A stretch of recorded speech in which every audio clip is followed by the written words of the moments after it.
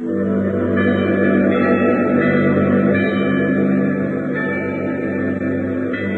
and gentlemen, the Joseph Schlitz Brewing Company of Milwaukee, Wisconsin presents The Halls of Ivy, starring Mr. and Mrs. Ronald Coleman.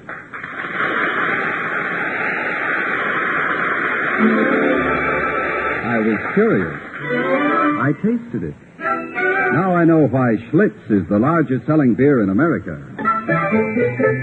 No wonder it's the beer that made Milwaukee famous. If you like good beer, you'll find it pays to be curious and learn about Schlitz for yourself. And now, The Halls of Ivy.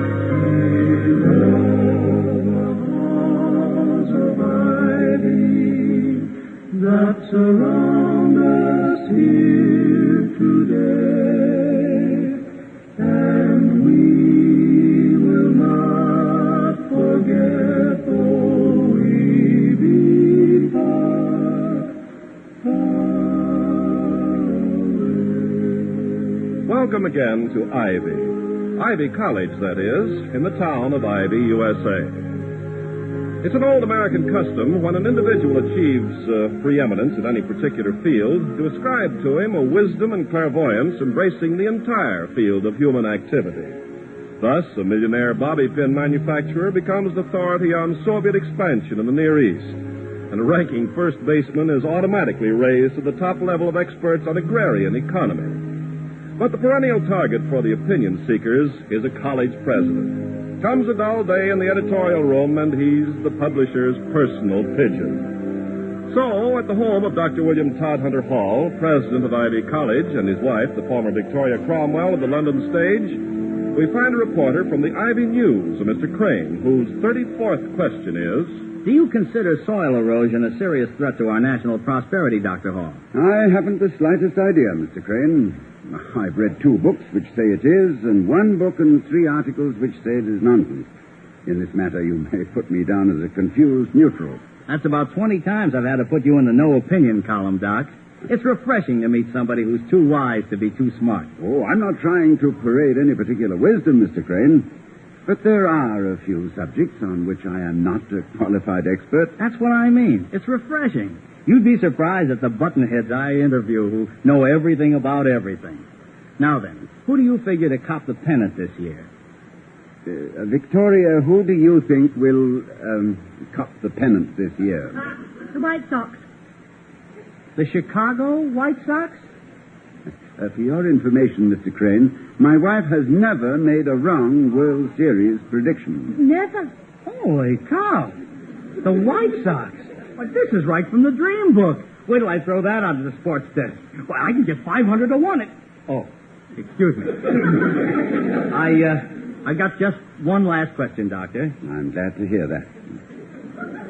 How about Mrs. Whitney's statue? Is the school going to accept it? Statue? I don't know anything about any statue, Mr. Crane. You mean for publication. But how about off the record? Oh, on or off. I know Mrs. Whitney by reputation, but otherwise your question is meaningless. Okay, Doctor. I've seen some of her stuff, and I don't blame you for playing it close to your chest. Well, thanks a lot. And thank you, Mrs. Hall.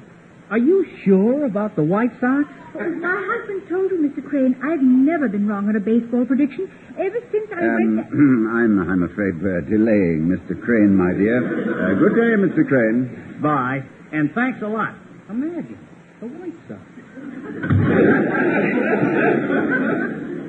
Toddy. Yes? The White Sox is a baseball team, isn't it? It is. Oh, good. I was so worried it might be a polo team or hockey or something. How was my prediction, remembering that I have never been wrong and also that it was my first? It was fantastic, my darling. If you are wrong, well, any baseball prophet is entitled to 1 error. And if you are right, you have a television future which will be worth upward of $500,000 next year. And a certain Mr. Red Barber will go on a diet of scorecards and minced umpire. That, however, is... Oh! Why, Vicky, what is it? My goodness. I just remembered Mrs. Whitney. Well, what about her? She sent you a note yesterday afternoon, and I completely forgot about it. I'm so sorry. I knew I'd heard the name when that reporter... Oh, no, don't worry. It may not be important. Where is the note? I left it in my desk. Now, here it is, Toddy. This may explain what Crane was... listen to this. Dear Dr. Hall, being numbered as I am among Ivy's college's affectionate and grateful alumni, I am quite familiar with the governing board's anxiety to acquire sufficient funds to construct the new gymnasium. The new gym? I have just completed a heroic piece of sculpture called Brutal Truth, designed to adorn the terrace of the new gymnasium. This I am presenting to Ivy College with the necessary funds to complete the building. Oh, how wonderful. My check will be presented immediately upon the board's approval and acceptance. And, of course, your own. Won't you and Mrs. Hall call on me as soon as possible? Sincerely yours, Genevieve Whitney. Oh, Toddy, aren't you excited? Yes, I am, yes. Quite exciting. Well, I must say you're controlling it very successfully. Oh, Vicky, my dear, when one has spent as many years as I wheedling money out of alumni and hardly a dollar of it without a string attached, one acquires a sort of psychic caution. In this case, have you ever seen a Whitney sculpture? No, not unless that monstrosity in the garden of the City Museum is one of hers. The one that looks like a grain elevator struck twice by lightning. That is a Whitney. No. Yes. But, Toddy, no American woman could have done that. It must have been done by some gigantic Hungarian or Czech with a beard down to here and a... Oh, no.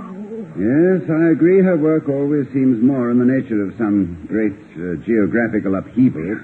But I'll get it. Dr. Hall's resident. Dr. Hall, this is Merriweather. Oh, yes, Mr. Merriweather. It's always nice to hear from you. This is Charles Merriweather, Doctor, not John. Oh. My brother had to go away. He asked me to call and tell you that you're expected at Mrs. Whitney's house today for tea. Today? Yeah, 4 o'clock. You, Mrs. Hall, Wellman, and myself. I'm standing in for my brother. We're twins, you know. Nobody can tell us apart anyway. Oh, I didn't realize it was so urgent. Well, you know Wellman. All prospective endowments are urgent to him. The way he reaches out for that next donation, you'd think this college was in danger of becoming a parking lot next Tuesday. In that case, I suppose our presence is indicated. We'll see you there. Fine, Doctor. Goodbye. Goodbye. Something about Mrs. Whitney? Tea, 4 o'clock at her house. You and I, Mr. Merriweather's brother, and Mr. Wellman. Well, where's Mr. Merriweather? Oh, he's out of town. And as you know, he and his brother Charles are identical in more than looks. They think alike, too. They both hate Wellman. It's obviously a command performance. We'll have to go. Yes, and after a little conversational badminton, we will be expected to approve the sculpture which is to adorn the new gymnasium. And I suppose not approving it is to lose out on the money to build the gym. My darling, you have a natural gift for stating a problem with simplicity and accuracy. But in this case, Mr. Wellman is the real problem. Oh, I know. To get that new gymnasium, he'd approve of anything, wouldn't he? How about Mr. Merriweather? Well, if any Merriweather approves of something, it's because he likes it. He'd vote thumbs down on the Mona Lisa if he really felt that way. But Mr. Wellman... Yes, Mr. Wellman. Somehow I can't see him as a disinterested art patron, Toddy. The new gymnasium is to Mr. Wellman what the Golden Fleece was to Jason. It's his mission in life. And neither snow nor sleet nor gloom of night. Somebody at the door, dear, and I think in the nick of time, too. You were just about to gum up a good quotation. Hedged about by critics today. Art critics to the right, literary critics to the left, volleyed and thundered. Please answer the door, Mrs. Fadiman.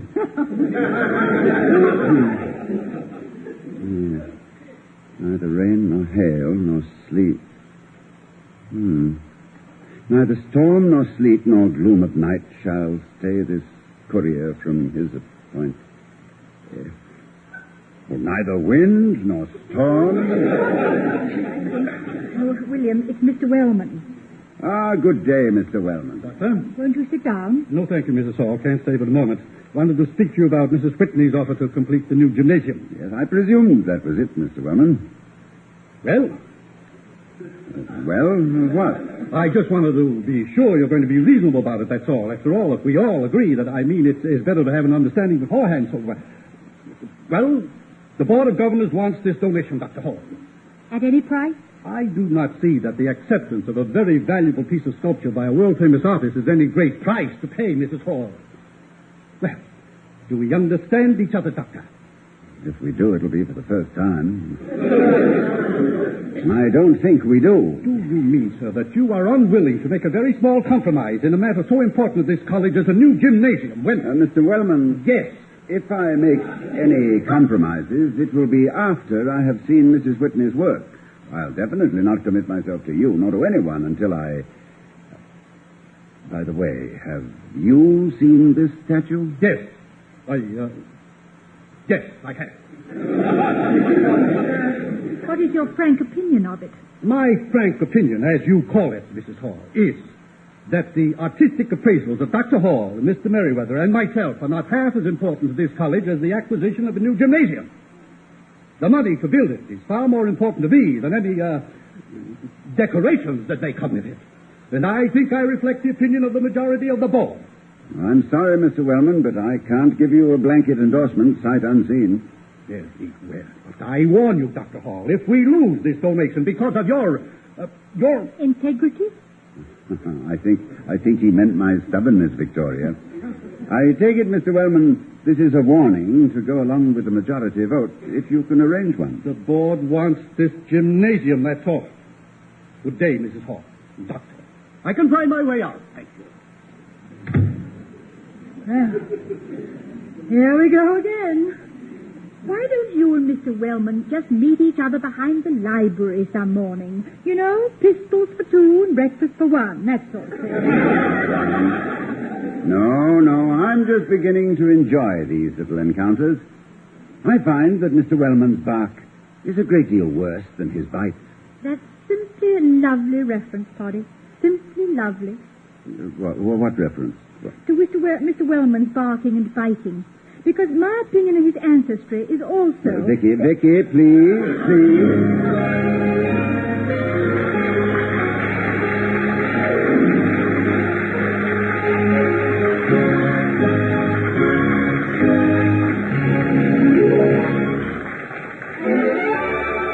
I was curious. I tasted it. Now I know why Schlitz is the largest selling beer in America. No wonder it's the beer that made Milwaukee famous. Before we return to Mr. and Mrs. Ronald Coleman in the halls of Ivy, here's a banker to tell you in his own words how his curiosity led him to fall into a rose bush and make a new friend. Who's Who says I'm a banker, but you'd never know it on weekends. Then I put on my oldest clothes and work in my flower garden. Recently, I discovered that my new neighbor had a similar hobby, except that he added a special touch to his amateur gardening. After he'd putted around for a while, his wife would bring out a tray, and he'd sit down to a comfortable wicker chair. Then he'd pour himself a glass of beer, and as he sipped, you could see a happy look of satisfaction play over his face. This look told me I was missing something, and I decided to find out what that something was.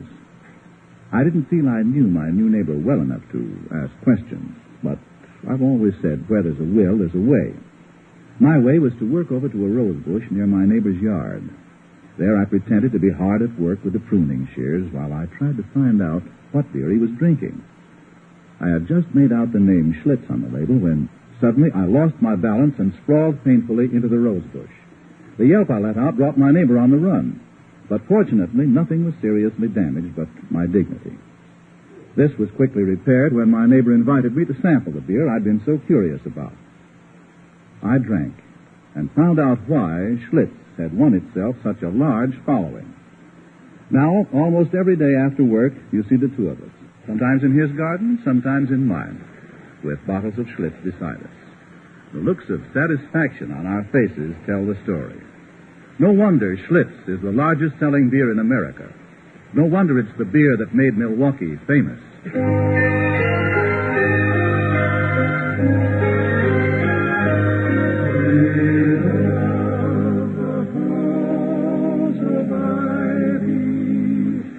That surround us here today. As we return to the halls of Ivy, we find them preparing to attend a tea at the studio of Mrs. Genevieve Whitney, the eminent sculptress. Mrs. Hall says, You look very handsome in your blue suit, Toddy. Thank you. How about me? Lovely. You didn't even look. I didn't have to. You're always lovely. You have an instinct for clothes. Without that slight flamboyance one usually associates with the theater. Well, there are two sides to every foot flight, Toddy. But Hamlet doesn't have to wear his tights going home on the subway. No, and I suppose Carmen can take the rows out of her teeth long enough to have a sandwich at the drugstore. You know, Vicky, I'm a little worried about Mrs. Whitney's statue. We do need a new gymnasium. I know, but I love this college, particularly its physical aspects. The architecture of this campus is a great part of its charm. I think it has a direct relationship to the affection that students hold for Ivy. And I will not approve anything which is not in harmony. Gymnasium or no gymnasium, board of governors or no board of governors. Good. Well, I'm on your side, Doctor. We won't accept anything we don't like, even if they've blacked on us. Blackjack is the word, Victoria. Oh, well, I just met the word. I didn't like to be too intimate with it. Vicky, you're a very soothing person. England's loss was certainly America's profit. Would you like to go back for a visit? Oh, I'd love it. Wouldn't you like it, too? See again all the places we went together? Yeah, sabbatical. I would indeed, Victoria.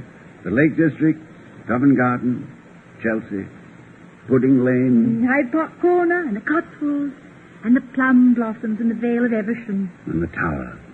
Ah, the Tower. Do you remember the midnight we spent at the Tower of London? After we walked from Southwark Cathedral across the Thames to Billingsgate Market. And watched the ceremony of the keys. Oh, it was a lovely evening. I'd never seen it before, you know.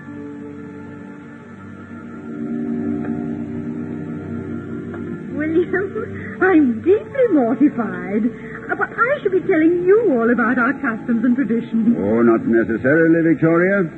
I know Chicagoans who have never seen their stockyards.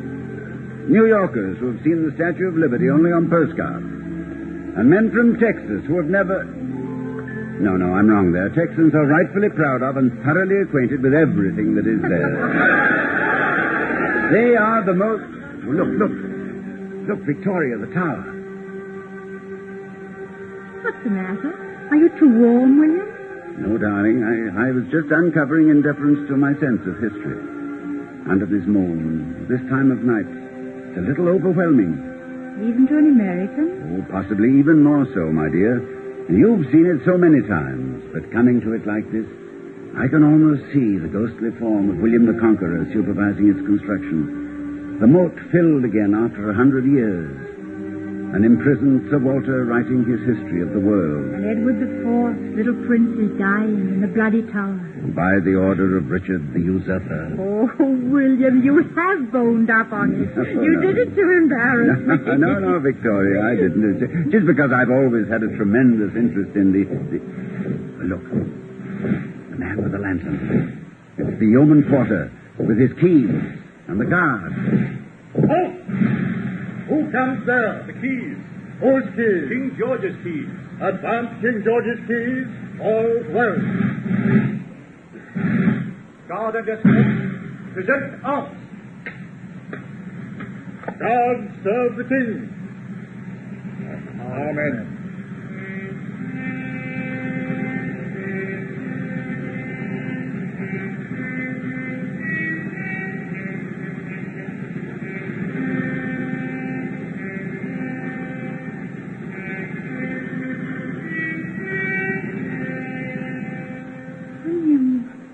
Dear, my hand.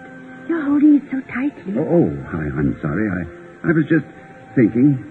The ceremony has been observed every night since the Middle Ages. I almost feel a sense of impertinence at the thought of taking you away from all this beauty, all this history and tradition. You're not taking me away, William, dear. I'm following you.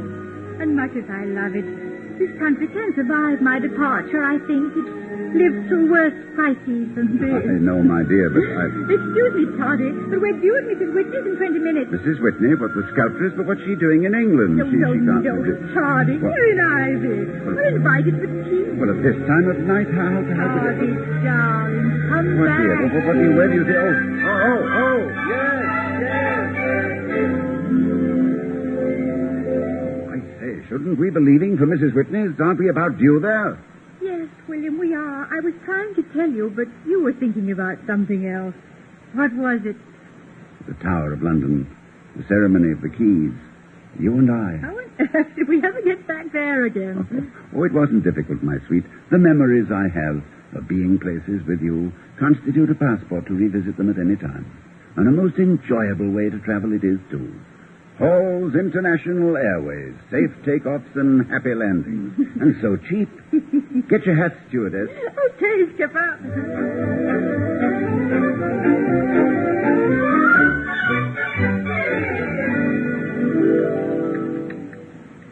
More tea, Mrs. Hall? Doctor? No, thank you. No, thank you, Mrs. Whitney. Mr. Wellman? Miss Merriweather? Thank you, no. Couldn't absorb another drop, ma'am, thank you. Besides, I'd like to put this teacup down. A hand like mine that was designed to hold a miner's pick, a competitor's throat, and a golf bag, in the order named, isn't very safe for one of these eggshells. I thought you were handling it very sweetly, Mr. Merriweather. So did I. In fact, for an ex-miner, your social graces are quite remarkable. Well, I worked hard at it, Doctor. Made $1 million so I could have some decent clothes, and then discovered that a millionaire can get away with wearing anything. By that time, I was so used to wearing a coat and necktie, it was too late. Well, how about you, Mr. Wellman? Or were you born to the purple? No, indeed. I'm a self-made man. Decent of you to take the blame for it, Clarence. This is all very well, Merriweather, but the purpose for which we are here... Oh, of course, I'm sorry. Mr. Wellman, you're perfectly right. I'm sure Dr. and Mrs. Hall would like to see my work. Yes, I think we wasn't should be. trying to hurry you, Mrs. Whitney. Oh, you were too, Clarence. Trouble with you is, when you see people relaxing, you've got to recall them to some stern duty. You're a Puritan. Ease up, son. The Indians have gone and the colony is saved. For once, I find myself in agreement with Mr. Wellman. I think we shouldn't take any more of our hostess's time. Oh, very well, Doctor. My studio's through here. It used to be the grand ballroom in my grandfather's day. Much of Grandfather would approve of clay on the floor and marble chips all over a room in which he entertained the governor and 2 presidents. But as Mr. Merriweather is probably about to say, every generation must do its chiseling in its own way. That's very good, Doctor. Let's assume that I did say that. Well, where's the masterpiece, ma'am? I'm simply dying to see it. This will be a great day for Ivy College, I'm sure. Well, we'll see, Mr. Wellman. Will you please take hold of that side of this canvas? Oh, yes. Yes, now then. Now, just twitch it back. Now, that's it. Well, it's breathtaking, isn't it? Simply breathtaking. What sweep, what scope. I never imagined any such... Mr. Merriweather? You don't look at me, ma'am. I'm a little dumbfounded. Frankly, my education didn't prepare me for modern sculptures. Certainly a powerful piece, I'll say that for it. It's probably wonderful, if I understood it. How about you, Mrs. Hall? I am a little unprepared, too, Mrs. Whitney. I don't feel that I have much of a right to express an artistic opinion of it. The meaning of it escapes me, and you're much too intelligent not to have given it a meaning. Thank you, my dear. Dr. Hall? Well, Doctor, don't you think it's an amazing piece of work? Yes, I certainly do, Mr. Wellman, but I... That's like it, Mrs. Whitney. Ivy College is most grateful to you for this, and for your generous offer to complete the new gymnasium. The Board of Governors will... Excuse me, Mr. Wellman. I don't think Dr. Hall had finished. Had you, William? No, I hadn't. Well, what's your verdict, Doctor? You're the foreman of the jury, as far as I'm concerned. What could his verdict possibly be, except that this fact... Pipe down, Clarence. You're pressing. Doctor? Well, my knowledge of art is limited, but I was taught such things as line, form, composition, color, and balance. For me to judge this rather tremendous piece of work would be presumptuous. Mrs. Whitney, your technical proficiency is beyond question. Your reputation is secure. Your admirers are legion. Your generosity deeply appreciated. But in all honesty, I must vote no. Dr. Hall, do you realize what this means to Ivy College? Mr. Wellman. But good heavens, is the man so blind? Clarence, the lady told you to shut up.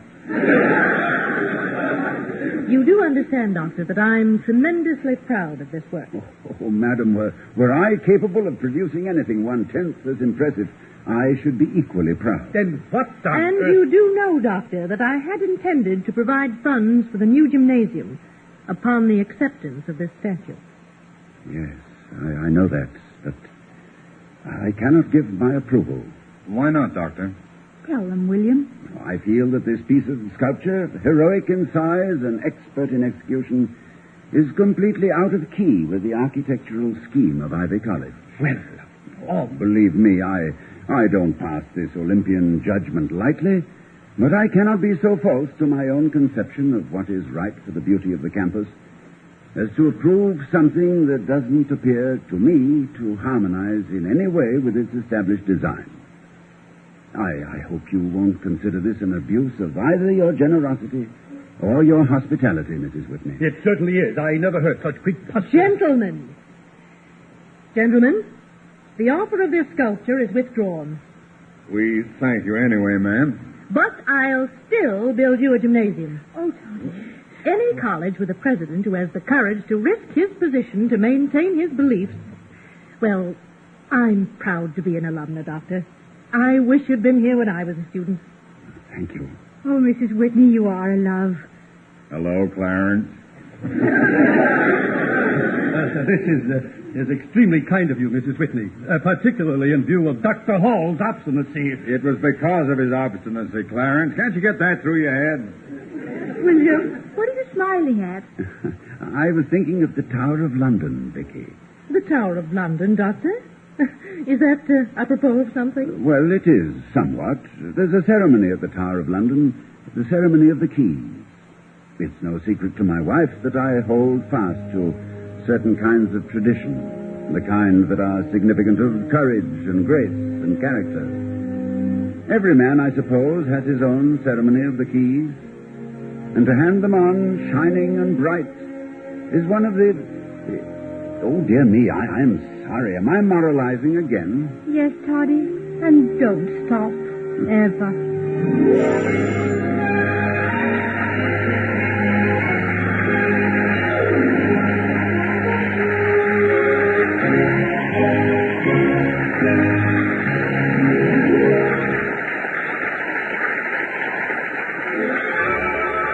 I was furious.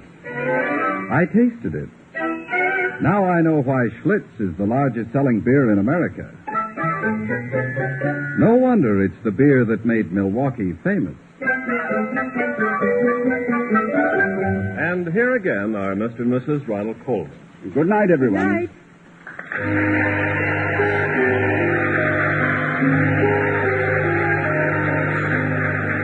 Be sure to see Ronald Coleman's latest picture, Champagne for Caesar. We'll be seeing you next week at this time at the Halls of Ivy, starring Mr. and Mrs. Ronald Coleman. The other players were Paula Winslow, Herb Butterfield, Gail Gordon, Jerry Hausner, Raymond Lawrence, and Harry Martin. Tonight's script was written by Don Quinn and Hector Chesney. Our music was composed and conducted by Henry Russell. The Halls of Ivy was created by Don Quinn, directed by Nat Wolf, and presented by the Joseph Schlitz Brewing Company of Milwaukee, Wisconsin. Ken Carpenter speaking.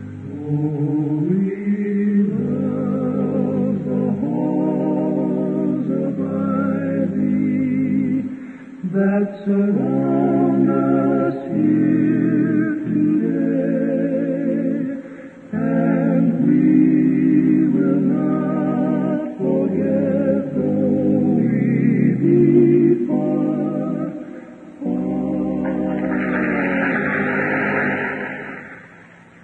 far. For the big wedding, stay tuned now to The Great Gildersleeve on NBC.